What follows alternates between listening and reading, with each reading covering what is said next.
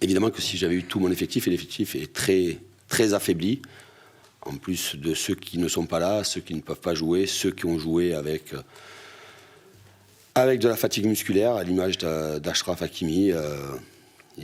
Marquis a voulu tenir tout le match, mais je savais que je n'allais pas avoir l'apport sur le côté droit du latéral. Mais bien évidemment que si tout le monde avait été disponible, et notamment Kylian, on aurait eu un autre visage et une autre animation offensive.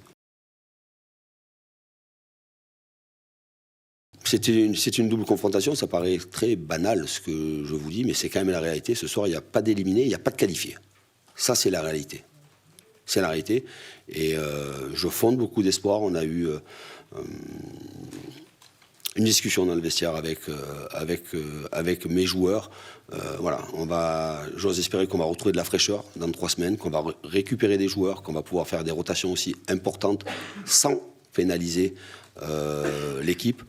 Et après, il y aura un match à jouer. Si nous avons la capacité de pouvoir le jouer comme nous avons joué les 25-30 dernières minutes, on peut avoir l'espoir de gagner au Bayern. Gagner au Bayern, ça peut vous amener au pénalty et ça peut vous amener aussi à la qualification.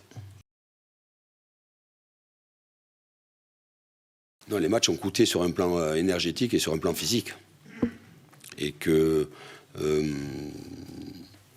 automatiquement, il n'y a pas d'excuses à chercher, mais il y a la réalité d'un calendrier très chargé à un moment où l'effectif n'est pas à son meilleur niveau et n'est pas au complet.